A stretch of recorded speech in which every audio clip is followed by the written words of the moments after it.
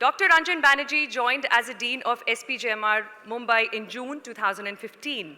He brought with him a rare combination of extensive business, corporate training, academic and consulting experience and insight. In his first year at SPJN, one of Dr. Banerjee's focus areas has been a holistic stakeholder engagement, which is producing many successes, and I'm sure you agree. Let me hand it over to him without much ado.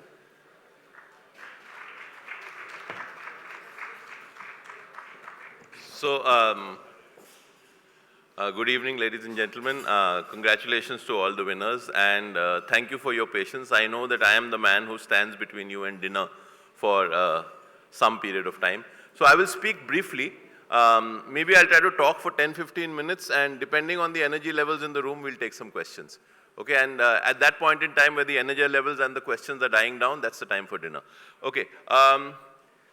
I'm going to talk about a topic, the Made in India global business owner.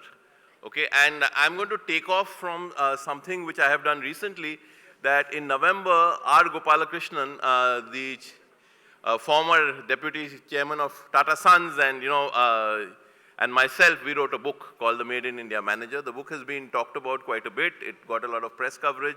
It's doing quite well. So I'm going to talk a little bit about the concept of the Made in India manager, or the Made in India CEO, or the Made in India leader, what led to it, and some of the qualities. They are equally applicable to the people in this room. Then I'm going to talk a little bit about Indian family businesses going global, and 2 or 3 things that I have seen upfront based on one limited experience. And then I'm going to throw it open if there's energy for questions. So there was a time around 1.5 years or so ago when Satya Nadella had happened, Sundar Pichai had happened, and you saw a group of Indian leaders rising to the top of global corporations. And Mr. Gopalakrishnan and I were sitting together, and we were saying, is this just a coincidence, or is there something larger to this? We went out and we spoke to around 50 global Indians at number 2 or number 3 positions in corporations across the world. And our question was just simply this, that when you look at where you have reached, did growing up, being educated and having lived in India, what kind of an influence was it? Now, my normal bias is that if you go and talk to an NRI and ask him how did India make a difference, his first associations are of corruption, his first associations are of pollution and not necessarily positive, but that was not what we got.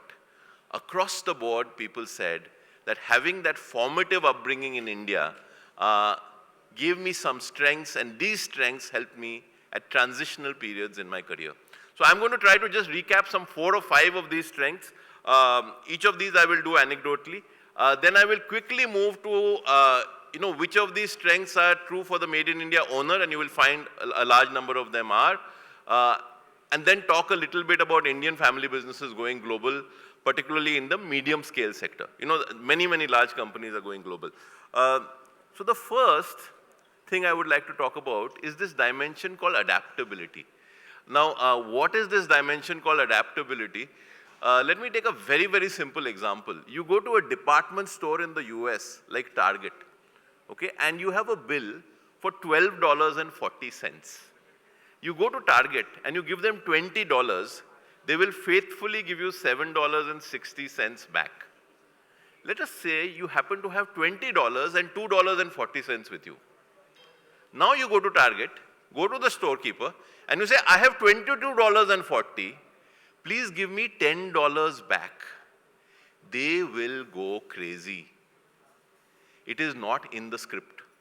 There is not a department store in the US which will be able to do this, because the script is for 20 and 30. Every Kirana store in India will faithfully do this without batting an eyelid. Okay? Now, what is the larger point? The larger point is that we are very good at knowing what to do when the system does not work. Almost to the extent that our default assumption is that the system will not work.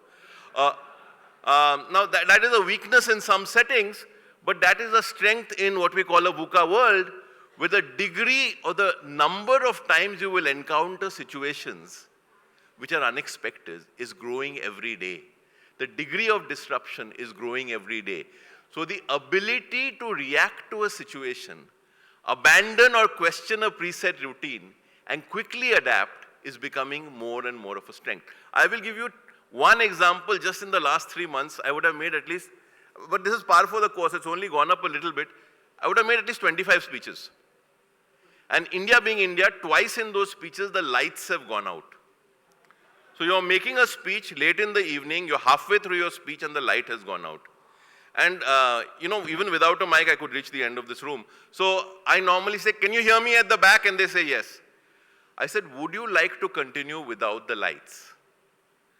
I mean, it's not that valuable to look at me anyway. So, but the point I'm making is without my doing anything, on both occasions, people have taken their cell phones out, put out the light in the room has been viewable, and we have continued to speech. The lights came back 5 minutes. I have experienced this in the US, and the lights go out. They wait till somebody calls maintenance. So this adaptability is a strength. Okay. So this is one of the strengths I'll talk about. Let's talk about family, and no better place to talk about family than here. Go and talk to 10 global leaders and ask them who their formative influences were. Only 2 or 3 will cite a family member. Talk to any Indian audience and ask them who their formative influences were. 8 out of 10, and you can take a poll here, will cite a family member.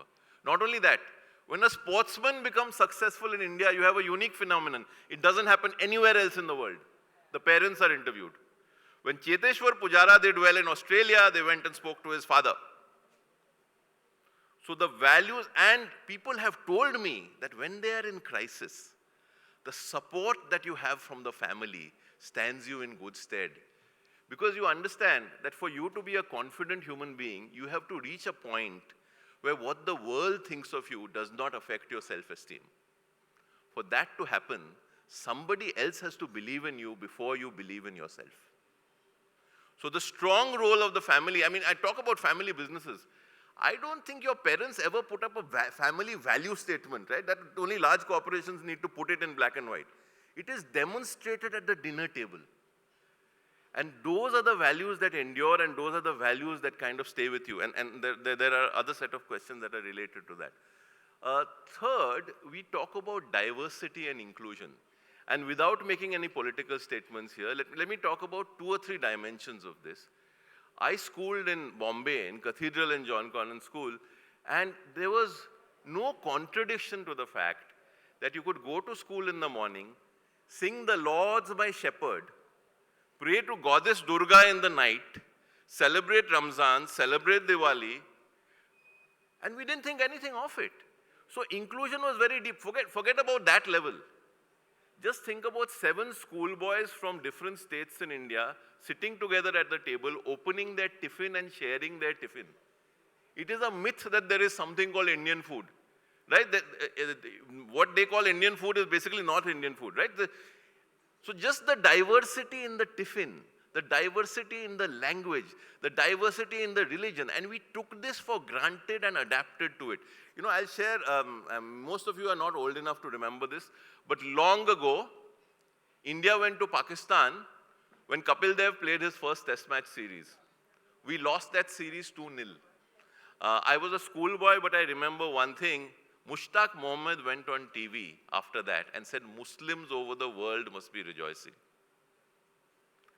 And I was a school kid. And I went to Kaleem Siddiqui, who was my classmate. I said, Kaleem, whom do you support when India plays Pakistan? And he looked surprised at me. And he says, India. And I make a simple point. Being born and brought up in Bombay at that point in time, until the 9th standard, until Mushtaq Mohammed, I did not know that one of my classmates was Muslim. The consciousness of religion was not there. So inclusion was very deep. It was deeply bred. So there is inclusion, there is family values, there is adaptability. Then there is competitive intensity. What is competitive intensity? There is competitive intensity in everything. We don't need to talk about the fact that the State Bank of India probationary officers exam is one of the most competitive exams in the world. Every year, I get a mail when our MBA recruitment happens from an irate parent. and I'll tell you the text of the mail broadly. My daughter got into London Business School but did not get into your institute. Please look at your criteria. It is more difficult to get into SPJIMR than to London Business School. This is a fact of life. Our admit ratios are 1:100. IIM Ahmedabad is the most difficult institute to get into in the world, without exception. Now, what am I saying? This Indian manager, by the time they reach a corporation, or by the time they get to the point, and somebody tells them, you are one of 50 management trainees, only one of you will make it to the top, they say, those are better odds than I've had for the rest of my life. You know, I've looked at 1:100 and 1:200. And what does competitive intensity teach you? Competitive intensity essentially teaches you that if you are bad at something, figure out what you need to improve and work on it. The problem, of course, is our education system teaches us how to do it in the academic domain. If you go into companies, we need to learn how to do it in the social domain. Finally, what is the topping? And I could go on this, but the topping on this is what I call the ability to think in English and act in Indian. The fact that we are born and bred studying in English means we can go into an international environment and we can speak the language and we can adapt. However, when the environment is ambiguous, we can put on the Indian hat. So the ability, and Siddharth spoke about this, right? So as media gets professionalized, there's a professional side to it, but media still remains very chaotic, right? So the ability to know when to wear the ambiguity hat and when to wear the structured hat, it is that balance that is characteristic. I'll give you another simple statistic. Unilever in 1975, how many Indian managers from India, Indian origin managers, do you think were in global positions in Unilever? 1975. Guess. 3. What's the figure today? Guess? 200. 200. The head of Turkey is from India, the head of some of the African regions is from India, the head of Saudi Arabia is from India. And this is true across the board. Huh? This is true for many, many companies like this. And what happens very, very simply, I have met this Pepsi head who's then gone to the US. And he says, you know, the first day I go abroad, I'm 30% more productive. Because 30% of my energy here is spent fighting the system. So you've just liberated 30% energy, right? And now when you're looking at going into new markets and adapting, also remember this. It is easy to move from an unstructured environment to a structured environment. It is relatively difficult to move from a structured environment to an unstructured environment. Now, when you look at global markets, where is the growth of the global markets of the future? It's not in US and Europe. Those are good markets to look at. It's in China. It's in Africa. It's in the Middle East. Are those structured environments or ambiguous environments? Okay? So we are uniquely equipped to succeed on a global stage. This does not mean that if you are made in India, you will succeed. Okay? Let me talk to you about some of the flip sides. And then I will talk to you about my little experience, specific experience of the family business, and then open it for some questions. So the flip side. There is something called diplomatic privilege. What is diplomatic privilege? Essentially, if you are in the US and you get a parking ticket and you happen to be an ambassador, you can say, I have diplomatic privilege, and you can get the parking ticket waived.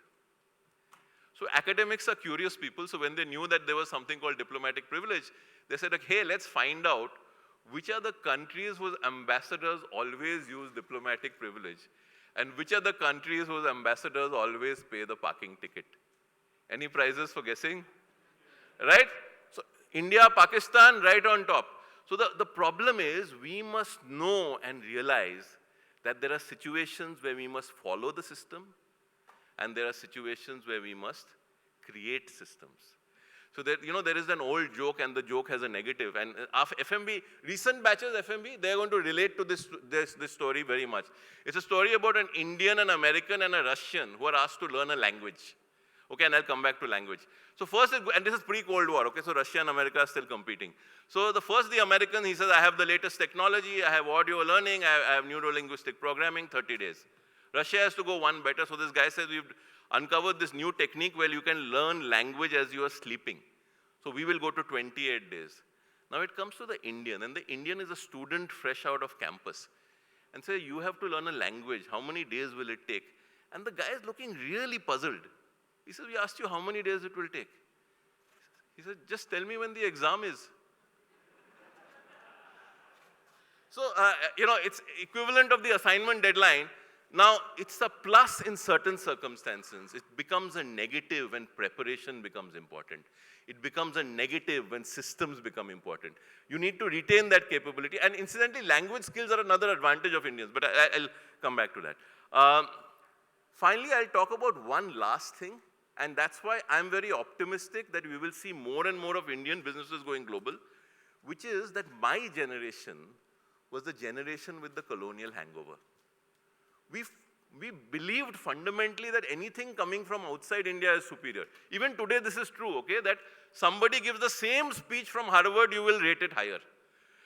So the new generation of Indians has seen an Indian cricket team which actually wins outside India. It doesn't go there to compete. It has seen badminton going global. It has seen our movies going global. Many of our corporations today have more than 50% of their turnover outside India. So we are building global corporations. So this is an India that potentially has a new confidence. And with that confidence, so the potential of this is that if the traditional Indian values and the family values and the confidence of the new generation can come together, we can build many more made in India global businesses, and they will be built out of India.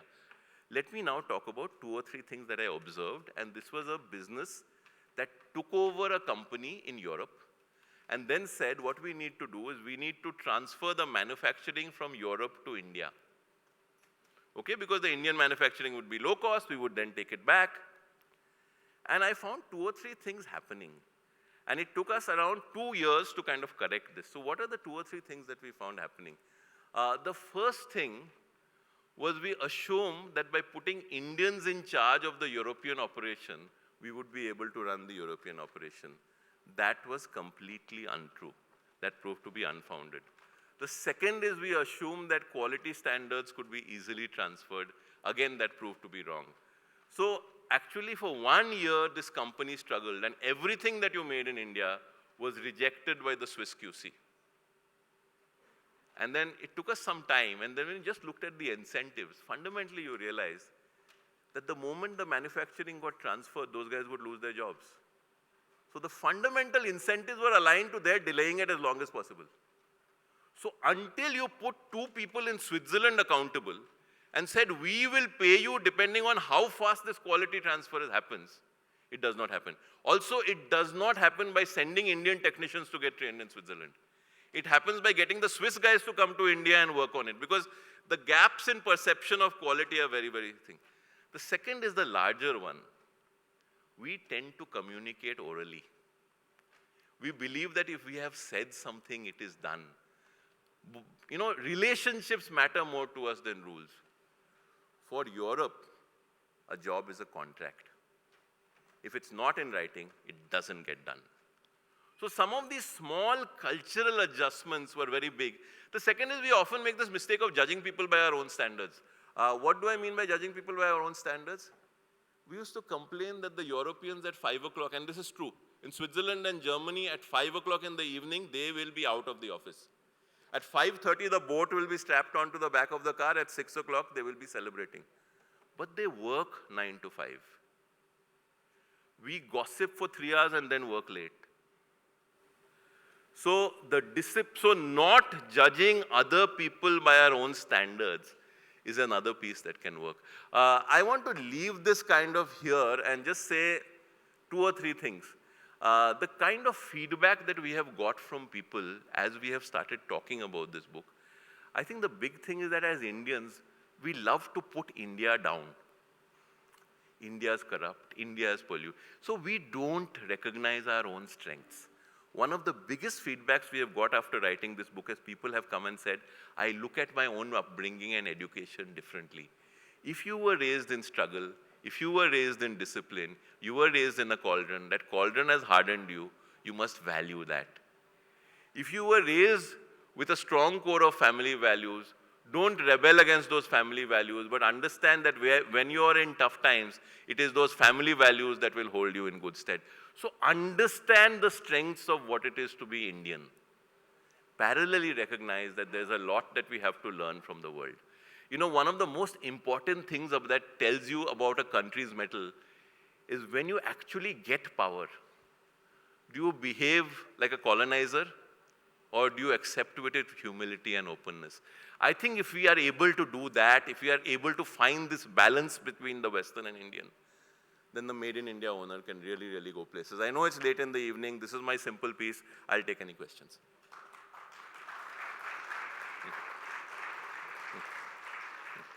I'll take any questions.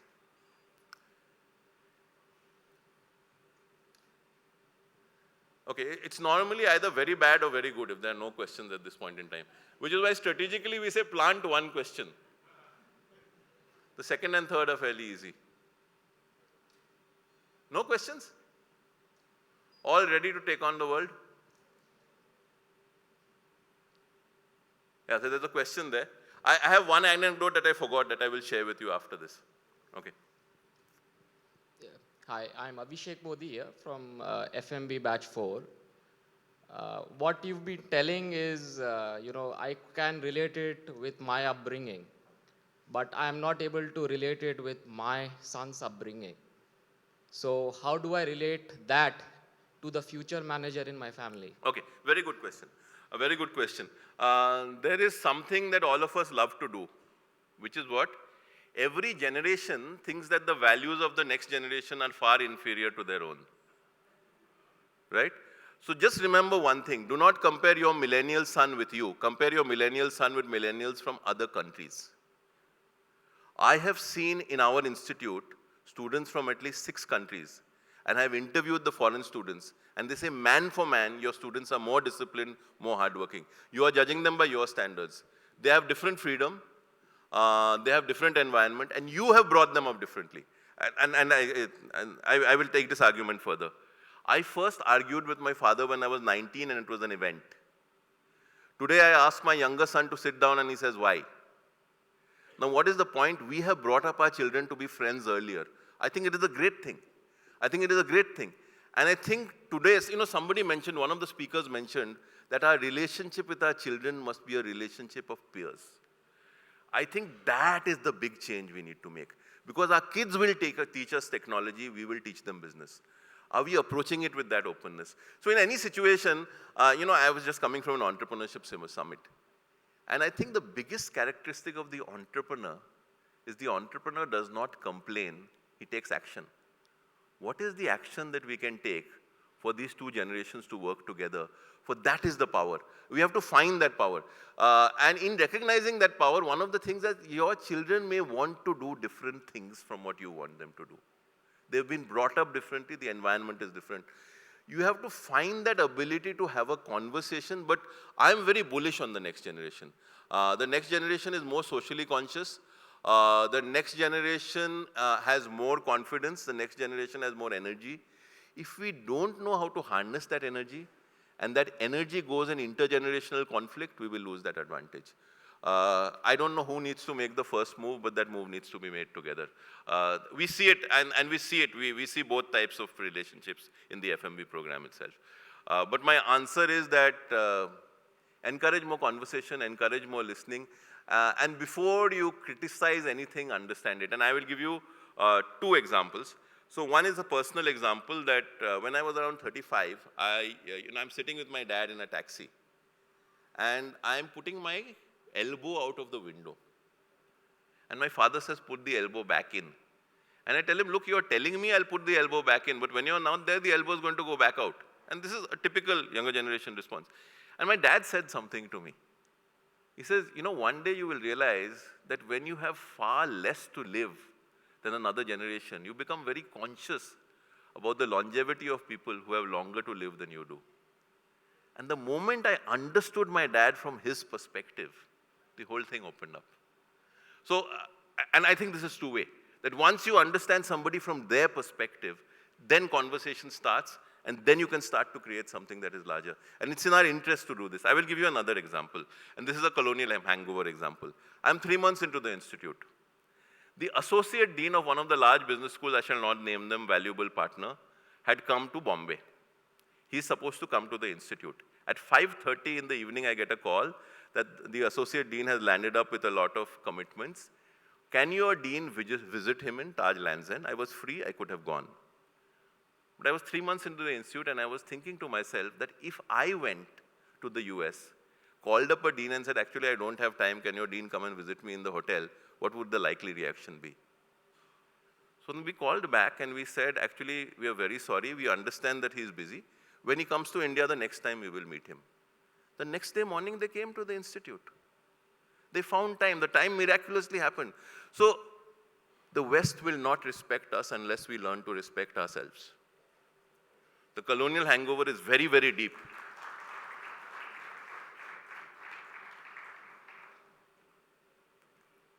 Yeah. So I guess I'll just add a couple of perspectives.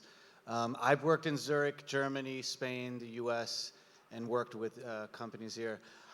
I think one of the key strengths of just Indians, and I hate generalizing, is that we actually live to work versus a lot of the rest of the world works to live. And that follows extremely well with capitalism. I also have seen, as a second generation, the effects on children. A lot of girls, specifically in America, who are of Asian parents, actually don't have good relationships with their fathers because of this. The sons pick up in a distance, and they learn. And they'll come and they'll eat a lot of wisdom, and then they'll leave. But girls, actually, I've noticed, have a fundamental draw away from their dads because of this. And that doesn't work well in the US, because in the US, women are treated extremely equally to men.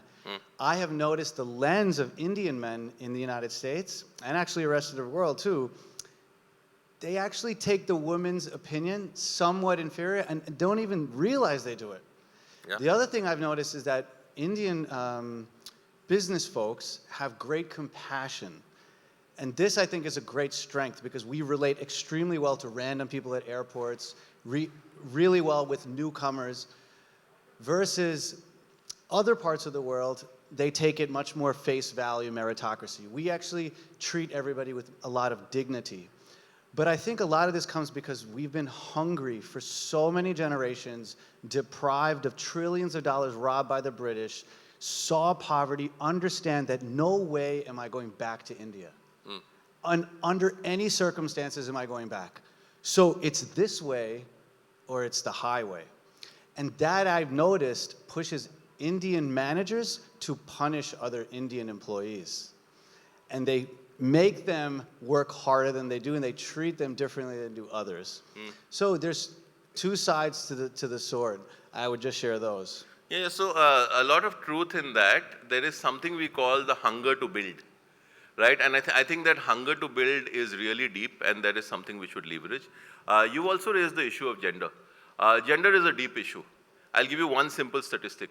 For every hour of an unpaid work done by a man, the Indian woman puts in 9.3 hours. The figure for the United States is 1.6. Australia is at something like 1.7. Bangladesh is at 3.77. In terms of gender inequality, we are right up there. Okay, but here's an encouraging alternative statistic.